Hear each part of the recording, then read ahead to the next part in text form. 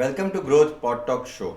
આજના આપણા જે ગેસ્ટ છે એ ગેસ્ટ સ્પેશિયલી એક એવી વાત કરવાના છીએ આપણે એમની જોડે. તમે આજકાલ જુઓ તો અકલ્ટ સાયન્સ એક અલગ પ્રકારનું સાયન્સ બહુ જ ચાલી રહ્યું છે અને એના વિશે આજે લોકો ઇન્ટરેસ્ટેડ બી છે.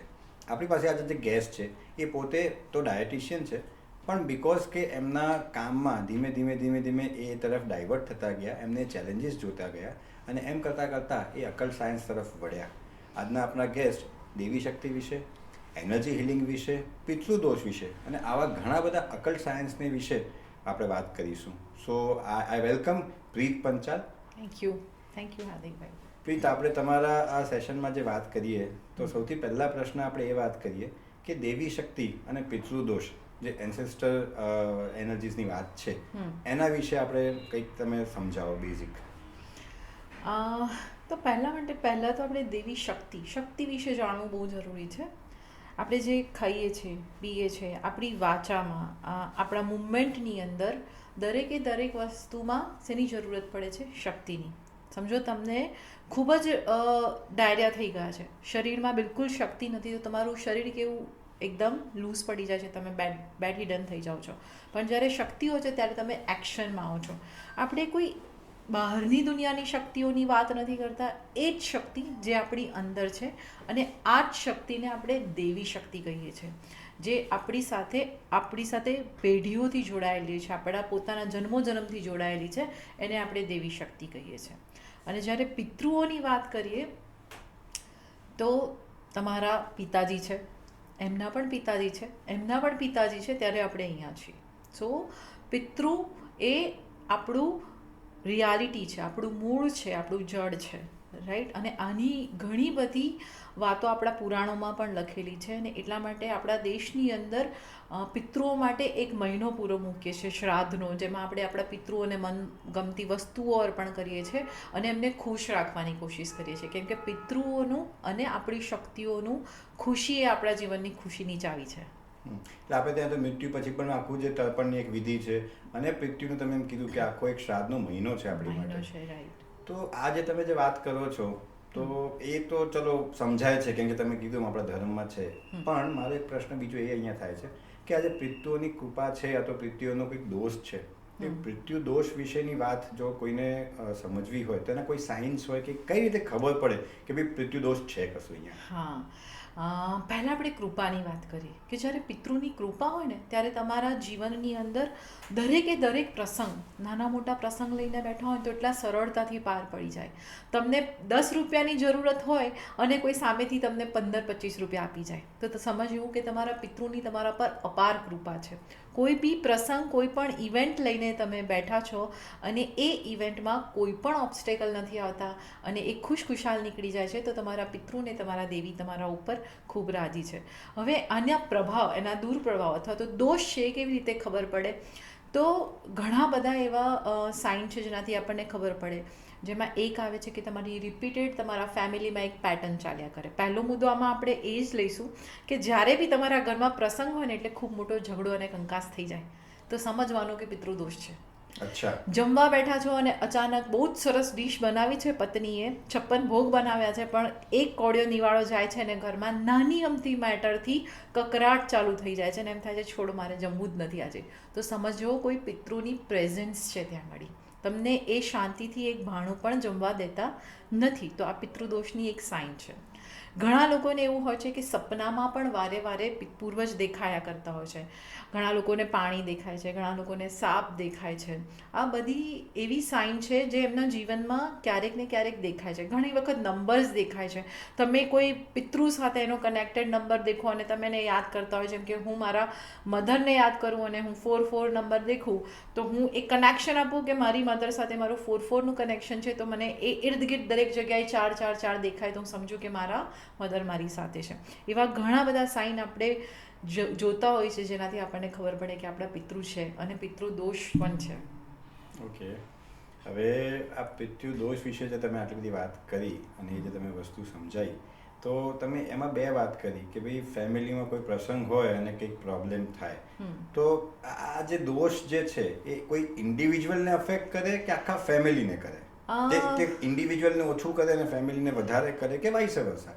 હા, હવે આની અંદર થોડું આપણે જોઈએ ને હાર્દિકભાઈ, તો એવું છે કે એ ઇન્ડિવિજ્યુઅલ લેવલ ઉપર બી કામ કરે છે. એના માટે અમારે એમના કાર્ડ્સ જોવા પડે, અમારે જોવું પડે કે આ પિતૃ જ છે કે કોઈ બીજી શક્તિ છે, બરાબર, અને એ પર્ટિક્યુલર વ્યક્તિને જ ટાર્ગેટ કરે છે કે પૂરા ફેમિલીને ટાર્ગેટ કરે છે. અગર એ પૂરા ફેમિલીને ટાર્ગેટ કરે છે તો મતલબ એ પેઢી દર પેઢી ચાલતી આવેલી કોઈક સમસ્યા છે.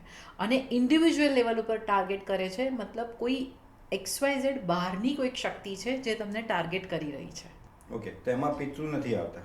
હા, એમાં પિતૃ સાથેનું કનેક્શન ચોક્કસ આવશે, પણ પર્ટિક્યુલર કોઈ પિતૃ જ હેરાન કરે છે. અને એક વસ્તુ અહીંયા સમજવી એ બી જરૂરી છે કે ક્યારે કોઈ પૂર્વજ કે કોઈ પિતૃ તમને હેરાન નથી કરતા. બિકોઝ પિતૃ દોષ સમજીને આપણે લોકો એટલું બધું ડરી જઈએ છીએ કે પિતૃ દોષમાં ક્યારે પડાય નહીં. પિતૃ ક્યારેય તમને હેરાન કરવા આવતા નથી.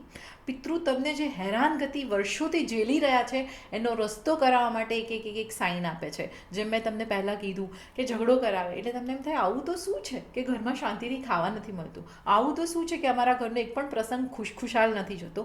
તમે એને શોધો અને એ શોધમાં તમને પિતૃ દેખાય ને પિતૃ તમને એનું નિવારણ આપે, એને આપણે નિવારણ કહીએ છીએ. ઓકે, હવે તમે જે કીધું કે આપણે આઈડેન્ટિફાઈ કરીએ કે આ રીતે થાય, પણ તમને એન્સેસ્ટરની વાત છે, પિતૃઓની વાત છે, તો કયા લેવલના પિતૃ કે કયા જનરેશનમાં આ વસ્તુ થઈ હતી કે કયા લેવલથી આ ચાલી રહી છે, એટલે તમે એ શોધી શકો. બેકમાં જઈને આપણે ખબર પડે કે આ 2 પેઢી 4 પેઢી 5 પેઢી પહેલાનો પ્રશ્ન છે, તો પ્રોબ્લેમ છે. આપણે એ કઈ પેઢીથી આ શરૂ થયું છે અને કયો પિતૃ હતો, અગર તમારી પાસે તમારા પૂર્વજોના નામ છે તો અમે એ નામ સુધાવી કહી શકીએ કે હા આ પૂર્વજથી જ આ ભૂલ થઈ છે. એ પછી 5 પેઢી હોય, 6 પેઢી હોય અને અમે 7 પેઢી સુધી પણ ગયેલા છે. એટલે એટલી પેઢી સુધીનું આપણે જાણી શકીએ જો તમારી પાસે તમારા પૂર્વજોનું નામ હોય. ઓકે, અને આપણે જે શરૂઆતમાં એનર્જી વિશે વાત કરી, આપણે એનર્જી વિશે વાત કરીએ તો એનર્જી એટલે એનર્જીની જ્યારે વાત કરીએ છીએ ત્યારે એનર્જી સારી કે ખરાબ એને કેવી રીતે ડિફાઇન કરી શકીએ કે એનર્જી સારી બી હોય છે ખરાબ બી હોય છે, એવું હોય છે? સી, એનર્જી છે, ઠીક છે. સારી અને ખરાબ એ પર્ટિક્યુલર કેવું કામ કરવા માટે એ દોષમાં છે તો ખરાબ છે, પણ એ તમારા પ્રભાવ સારા પ્રભાવમાં છે તો તમારા ઉપર એના આશીર્વાદ છે. તો પહેલાં તો એ જાણવું જરૂરી છે કે કોઈ એનર્જી જે છે એ તમારા કુળ કુટુંબની છે અને દોષમાં છે તો તમને એનો શું દૂર દોષ લાગે છે એ જાણવું જરૂરી છે. અને અગર એનર્જી બહારની છે તો એ જાણવું જરૂરી છે કે આ બહારથી કેમ કોઈ એનર્જી મારા ઘરમાં એન્ટર થઈ છે, અમારેથી કે અમારા પૂર્વજથી કોઈ એવા કાર્ય થયા છે કે બહારની એનર્જી અમારા ઘરમાં એન્ટર થવું પડ્યું. આજે તમે મારા ઘરમાં વિધાઉટ મારી પરમિશન આવી શકતા નથી. એવી રીતે કોઈ પણ વ્યક્તિના જીવનની અંદર અથવા તો કોઈ પણ વ્યક્તિના કુળ કુટુંબમાં બહારની શક્તિ એન્ટર થઈ શકતી નથી જ્યાં સુધી તમે કે તમારા પૂર્વજોએ એને અલાઉ ના કર્યું હોય. એટલે ક્યાંક ને ક્યાંક તમારા તરફથી પરમિશન્સ મળી છે, તો ક્યાંક ને ક્યાંક તમારા તરફથી કોઈ એવી સિચ્યુએશન ઊભી થઈ છે કે જ્યાં આગળ બહારની એનર્જી એન્ટર કરે છે. અને જ્યારે ટાર્ગેટિવલી એનર્જીની આપણે વાત કરી રહ્યા છે ત્યારે પણ હું આ વસ્તુ કહીશ કે તમારા ઘરમાં જો તમારા ઘરની દિવાલ મજબૂત નથી તો બહારથી મારો થવાનો જ છે. તો તમારા ઘરની દેવી સક્ષમ નથી તો જ બહારની એનર્જી એન્ટર થાય છે, અધરવાઇઝ નથી થતી. પણ બહારની એનર્જીમાં મોટાભાગે ટાર્ગેટિવ એનર્જીઝ હોતી હોય છે જે આપણે જોઈ રહેતા હોય છે કે ઘણા બધા નેગેટિવ ઝોનની અંદર પણ વર્ક કરતી હોય, અને એ જ એનર્જીને જ્યારે તમે પ્રેમથી મનાવો છો તો એ એનર્જી બહારની પણ કેમ ના હોય પણ એ તમારા માટે પોઝિટિવ કામ કરે છે.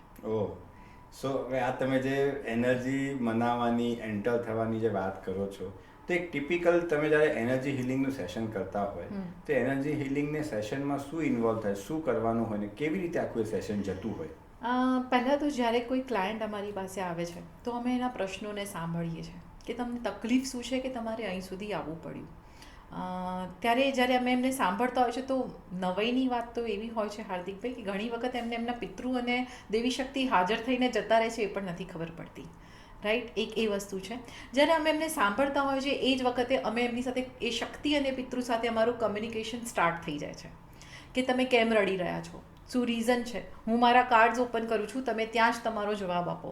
જ્યારે એ કાર્ડ્સ ઓપન થાય છે ત્યારે એ જ એમના જ પિતૃ એ કાર્ડમાં જવાબ આપતા હોય છે કે મારી સાથે આવું આવું થયું હતું અને મેં આવું આવું કર્યું છે એટલા માટે આજે હું મારા સંતાનોની સાથે છું અને આ મારા રુદનનું રીઝન છે કે આ મારી પીડાનું રીઝન છે. તમે જે આ કાર્ડ્સ કીધું, કાર્ડ શું હોય છે? કાર્ડ્સ બહુ ડિફરન્ટ ટાઈપના હું યુઝ કરું છું, પર્ટિક્યુલર આની અંદર કે રૂન્સ છે, ટેરો કાર્ડ છે અને આકાશિક છે. આ એક માધ્યમ છે, હે ને. પહેલાં આ માધ્યમ કોઈ બી હોઈ શકે. કોઈના માટે કાર્ડ હોઈ શકે, કોઈના માટે ધ્યાન હોઈ શકે, કોઈના માટે કંઈક બીજો માધ્યમ હોય. દરેક વ્યક્તિ માટે એક માધ્યમ છે. એવી રીતે મારા માટે કાર્ડ એ મારું માધ્યમ છે જેનાથી હું તમારા શક્તિઓ સાથે કનેક્ટ થઈ શકું છું. ઓકે, તમે જે હમણાં કીધું કે આકાશિક અને રૂન્સ આ કાર્ડ તમે વાપરો છો, તો એ બંને કાર્ડ પર તમારો વિશ્વાસ કેમ વધારે છે? કેમ કે રૂન્સ ને ટેરો કાર્ડ જે છે એ મને તમારી પેઢીઓ બતાવે છે કે હું આ પેઢીથી આવું છું અને આ પેઢીમાં મારી આ તકલીફ થઈ છે, એટલે એ કાર્ડ મને વધારે એના પર એ વિશ્વાસ હોય છે. જ્યારે આકાશિક જે છે એ એક એવી જગ્યા છે કે જ્યાં હવે આપણી પાસે કોઈ રસ્તો જ નથી. કાર્ડ બી નથી બોલતા, એવી કોઈ શક્તિ છે જે તમને સતત ગોળ ગોળ ફેરવ્યા કરે છે અને કોઈ જવાબ જ આપવા તૈયાર નથી. ત્યારે અમે આકાશિક ઝોન પસંદ કરીએ છીએ અને ત્યારે અમે એમના કર્મો જોઈએ છીએ ને એ કર્મોમાં અમને એમના પિતૃઓ દેખાય છે. ત્યારે એ પિતૃ પોતાની આઈડેન્ટિફિકેશન આપે છે કે હું આ પિતૃ છું, આ જગ્યાએથી આવ્યો છું, આ છું ને આ કારણ છે. અને એ અમારી સાથે ટ્રાન્સમાં પોતે વાત કરી લે છે કે મારાથી આ વસ્તુ થયેલી છે ને આ વાત બનેલી છે. પણ આકાશિક એક એવો ઝોન છે જ્યાં અમે ડાયરેક્ટ તમારા પિતૃ અને દેવી સાથે વાત કરીએ છીએ. ઘણી વખત એવું પણ આવતું હોય છે કે થર્ડ એનર્જી પણ એમાં એન્ટર થઈ જતી હોય છે એમની, તો અમને પિતૃને મળવા જતાં એમનું નિવારણ મળી જાય છે કે અચ્છા વચ્ચે કોઈ બીજું આવી રહ્યું છે જે અમને હેરાન કરી રહ્યું છે. ઓકે, હવે તમે આજે એનર્જી સેશનની જે વાત કરીએ છીએ, તો એ એનર્જી સેશનમાં તમારે કંઈક સ્પેશિયલ પ્રિપરેશન્સ કરવાની હોય, તમે એની માટે તમારા પોતાના સેલ્ફ માટે એવી પ્રિપરેશન કરતા હોય, ઇમોશનલી છે કે કોઈ પણ રીતે આ વસ્તુ તમે પ્રિપેર થતા હો? આમ તો જરૂર નથી હાર્દિકભાઈ, કેમ કે કેવું છે કે જ્યારે અમે આની અંદર એન્ટર થઈએ છીએ તો આ એક એવી જગ્યા છે જ્યાં અમે અમારી મરજીથી એન્ટર નથી થતા.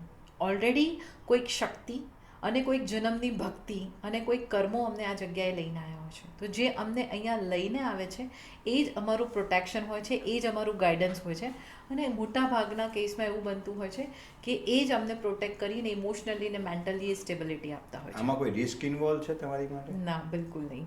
બિલકુલ નહીં. અચ્છા, કોઈ એક એવો ઇન્સિડન્ટ કે જે તમે શેર કરી શકો કે જ્યાં આગળ તમારું એનર્જી હિલિંગનો જે તમે એક સેશન હોય અને એનો કોઈક સરપ્રાઇઝિંગ તમને રિઝલ્ટ મળ્યા હોય, તો તમને એક વર્થ શેરિંગ રિઝલ્ટ લાગતું હોય? એવા બહુ બધા રિઝલ્ટ છે, પણ જ્યારે હું અહીંયા સ્પેશિયલી વાત કરું તો કોવિડનો એક સમય હતો જ્યારે બધાના અનિશ્ચિત મૃત્યુ થઈ ગયા. આપણને ખ્યાલ બી નહોતો કે 5-7 દિવસમાં કોવિડ થાય છે અને પછી વ્યક્તિ ઘરે પાછા આવતા નથી. તો આકાશિકમાં મારી સાથે એવા ઘણા બધા ઇન્સિડન્ટ બન્યા કે જેની અંદર એમના પૂર્વજ જે તે વ્યક્તિ અમારી પાસે કાર્મિક આકાશિક કરવા આવ્યા અને એમના ફાધર અમારી સાથે કનેક્ટ થઈ ગયા અને કનેક્ટ થઈને એમને એક એક સાઇન આપી કે હું આ જગ્યાએ આવી રીતે મારું મૃત્યુ થયું હતું અને હું અહીંયા છું અને મારે મારા સંતાનને આ મેસેજ આપવો છે કે મેં એના માટે શું તૈયારી કરી હતી.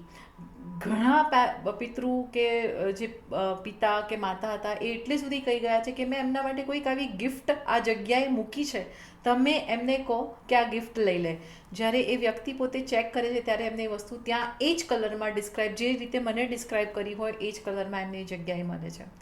ઘણા એવા બી મળે છે કે નાની નાની વાતે માં પોતાના સંતાનનું ધ્યાન રાખતી હોય અને નાની એવી વસ્તુ ભૂલી ગઈ હોય તો પણ માં મેસેજ આપી દે છે કે ભાઈ મારો દીકરો આટલું પોતાના જમવામાં ધ્યાન નથી રાખતો, તમે જરા એને ટકોર કરાવો કે એ ધ્યાન રાખે. અચ્છા, અને હવે આ જે તમે કહો છો ત્યારે મને એક વાત આવે છે કે આજે કોવિડ વચ્ચે જે પેન્ડેમિક થયો એમાં ઘણા બધા લોકોએ અચાનક આકસ્મિક રીતે પોતાના સ્વજનો ખોયા અને ઘણી એવી વાતો હશે કે જ્યાં આગળ લોકો પાસે કદાચ એના કારણો નહીં હોય, લોકો પાસે એવા અનઆન્સર્ડ ક્વેશ્ચન્સ હશે કે આવું કેમ થયું, યા તો અનશેર્ડ વાતો હશે એ જે ગુજરી ગયા છે એ લોકો પાસે કે અમારે આ વાત કરવાની રહી ગઈ. તો આઈ થિંક એ કનેક્શનમાં તમે બેસ્ટ કામ કરી શકો જ્યાં કોઈની પાસે પ્રશ્ન છે અને જ્યાં પિતૃઓને કંઈક શેર કરવાનું રહી ગયું છે, તો એ તમે બેસ્ટ એમાં હેલ્પ કરી શકાય લોકોને. હા, કેમ કે ઘણી વખત કેવું થાય છે કે આકસ્મિક મૃત્યુ થઈ ગઈ, અગર રોડ એક્સિડન્ટ થઈ ગયો અથવા તો આવો કોઈક પેન્ડેમિક આવ્યો ને એ તમારા જે સ્વજન છે તમારી સાથે વાત નથી કરી શક્યા, તો એ આ બેસ્ટ માધ્યમ છે કે તમે તમારા સ્વજન તરફથી એ મેસેજ લઈ શકો કે અમે શું મિસ કરી રહ્યા છે. હવે આપણે એક રેપિડ ફાયર રાઉન્ડ પર જઈએ. હું તમને ક્વેશ્ચન્સ પૂછું અને એ ક્વેશ્ચન્સના તમે યા તો ક્વિક યા તો એકદમ શોર્ટમાં જવાબ આપણે એક્સપેક્ટ કરીશું. રૂન્સ અને ટેરો કાર્ડ છે એમાં એ કયામાંથી તમારી માટે કયું બેસ્ટ છે? રૂન્સમાં ફેવ એન્ડ ટેરોમાં વર્લ્ડ ઇટ્સ બેસ્ટ ટેરોમાં કાર્ડ ફોર વર્લ્ડ અને રૂન્સમાં ફેવ અને અનફૂઝ. ઓકે. તમે મોસ્ટ સરપ્રાઇઝિંગ મેસેજ તમને ક્યારે આ રીડિંગ દરમિયાન મળ્યો હોય? હા, એક માએ મને એક મેસેજ આપ્યો તેમના સંતાન માટે કે તમે તમારી ગોળીઓ એને મલ્ટીવિટામિન લેવાની બંધ કરી દીધી, વિચ ઇઝ વેરી સરપ્રાઇઝિંગ કે એક માં આટલું નાનું ધ્યાન રાખે છે.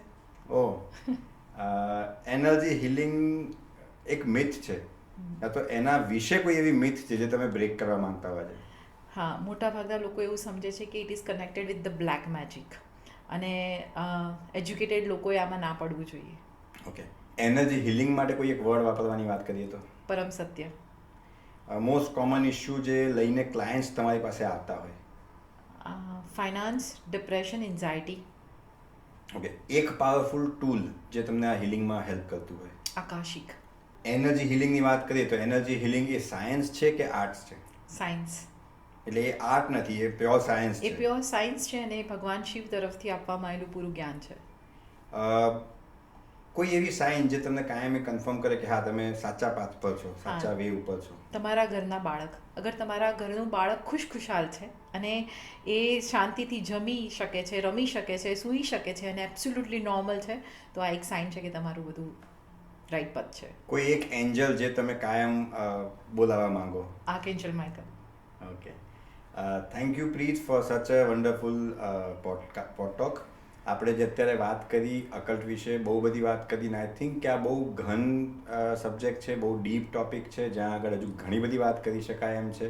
પણ આ જે કંઈ બી આજે આપણે વાત થઈ છે, ઘણા બધા વ્યુઅર્સને ઘણો બધો બેનિફિટ થઈ શકશે એ સમજવા માટે કે પિતૃઓના પ્રોબ્લેમ્સ હોય તો કઈ રીતે એને સમજી શકાય, અને જો એ સમજાય છે તો એની માટેના રસ્તાઓ પણ છે, એની માટેના ઓપ્શન્સ બી છે.